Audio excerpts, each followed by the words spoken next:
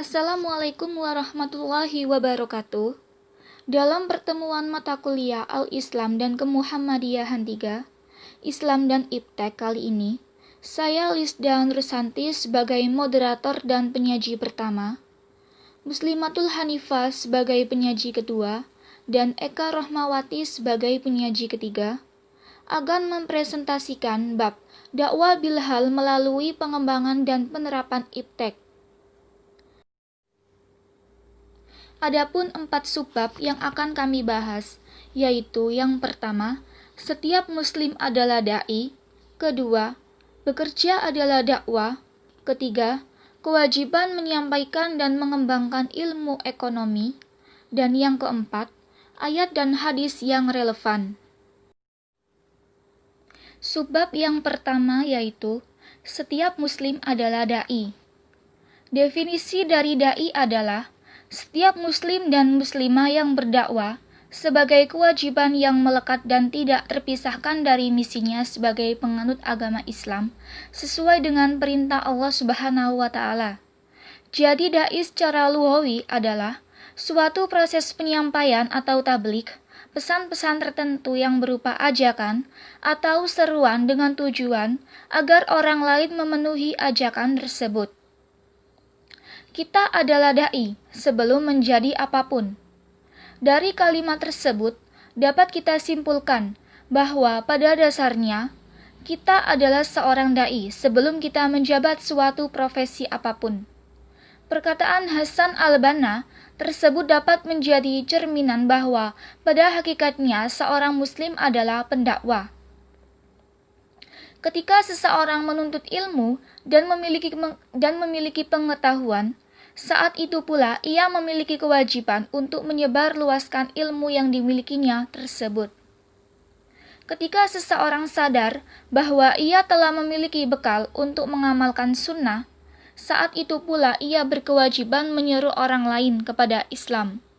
Banyak hal yang dapat kita lakukan untuk mengaktualisasikan amanah dalam kita menjadi seorang da'i.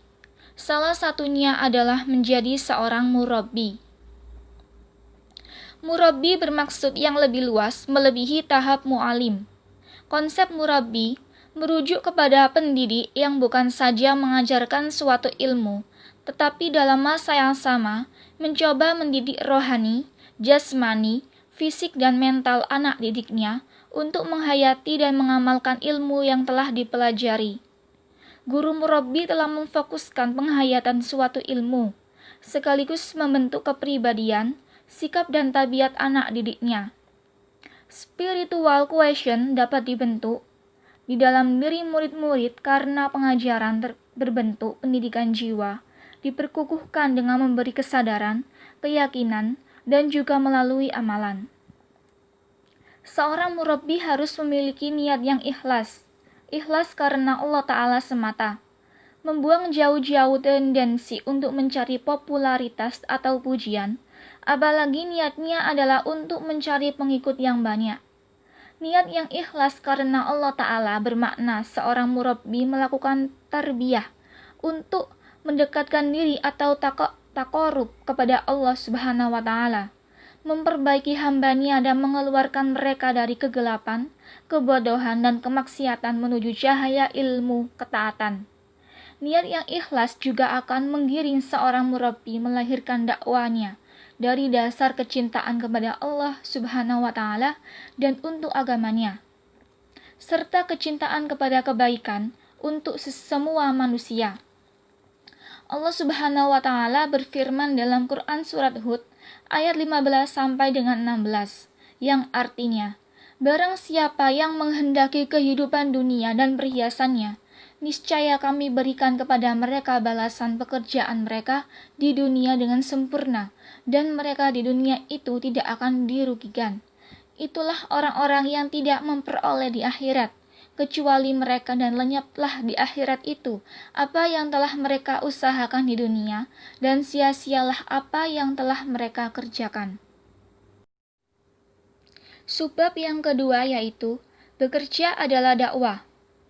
Pengertian dakwah adalah kegiatan yang bersifat menyeru, mengajak, dan memanggil orang untuk beriman dan taat kepada Allah Subhanahu wa taala sesuai dengan garis akidah, syariat, dan akhlak Islami. Setiap muslim mempunyai kewajiban berdakwah, baik secara individu maupun kolektif.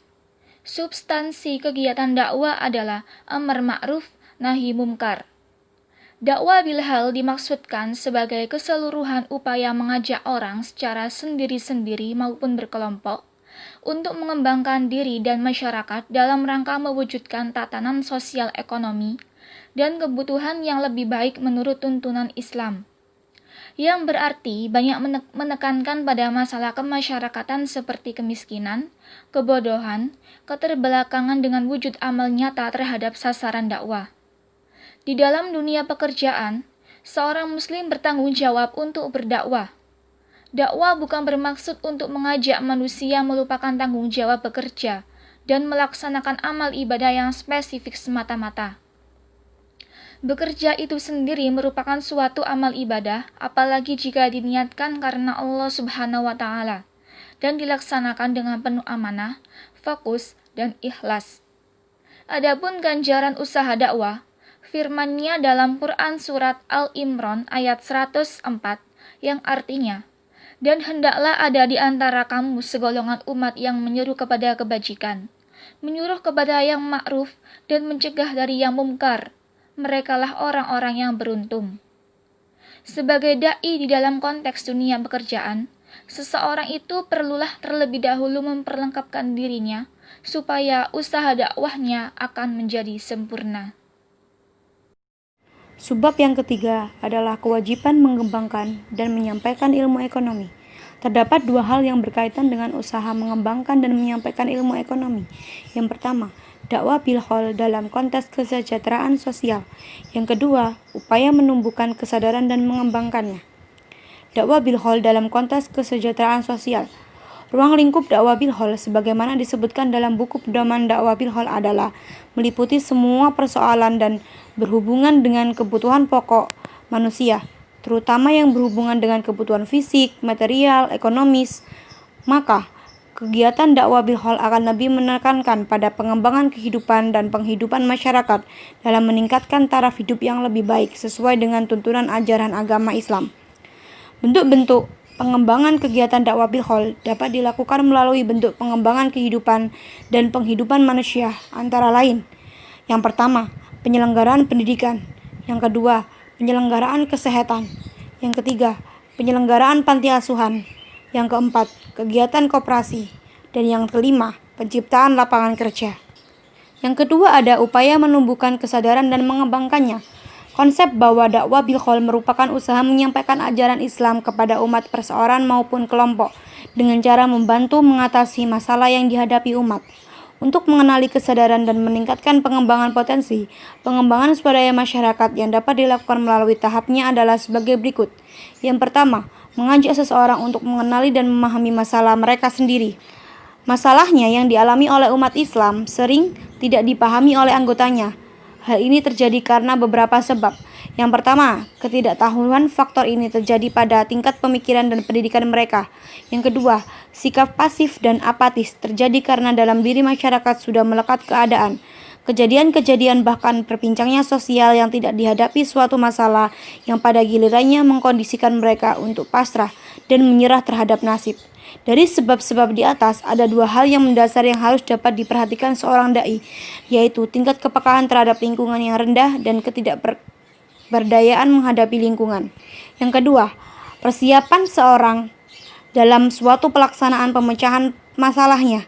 Setelah seorang mendapatkan alternatif pemecahan masalah yang dihadapi, kemudian bagaimana dai itu membantu dan mentransformasikan alternatif yang dimaksud dalam langkah pelaksanaan. Dalam hal ini dilibatkan secara keseluruhan dalam rencana, memulai, melaksanakan, dan mengevaluasi kegiatan. Yang ketiga, menumbuhkan keinginan seseorang untuk berperan aktif dan mencari. Dalam hal ini, umumnya umat membutuhkan bantuan dari dai, yakni kemauan anggota untuk ikut adil dalam kegiatan pemecahan masalah yang dapat ditempuh dalam metode partisipatoris.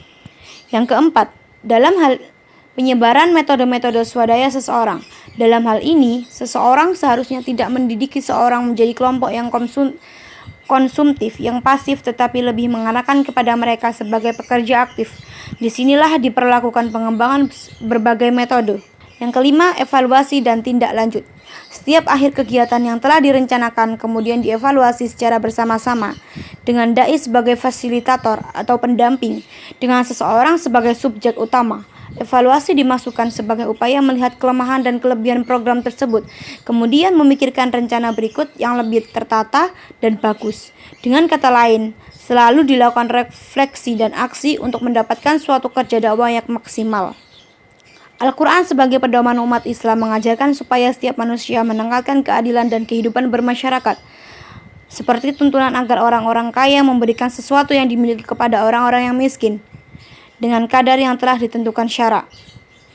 Difirmankan dalam kisah Al-Hasyr ayat 7 tentang kewajiban muslim untuk melakukan pemerataan ekonomi. Ayat tersebut eksplisit menjelaskan tentang sistem ekonomi Islam. Terdapat kewajiban adanya peraturan ekonomi yang merata bagi semua warga. Hal ini berfungsi mencegah monopoli kekayaan hanya pada orang-orang tertentu. Inilah wajah Islam rahmatan lil alamin. Dengan sistem ini menjamin kemaslahatan umat. Selanjutnya yaitu ayat dan hadis yang relevan. Dalam pandangan luas, dakwah bihal merupakan suatu upaya yang bersifat menumbuhkan dan mengembangkan kesadaran dan kemampuan umat dalam mengatasi masalah mereka. Dan lebih dari itu, setiap kegiatan dakwah yang dilakukan harus ada tindak lanjutnya secara berkesinambungan, yaitu upaya dakwah dengan melakukan perbuatan nyata, tentunya wujudnya beraneka ragam. Dapat berupa bantuan yang diberikan kepada orang lain, baik material maupun non-material.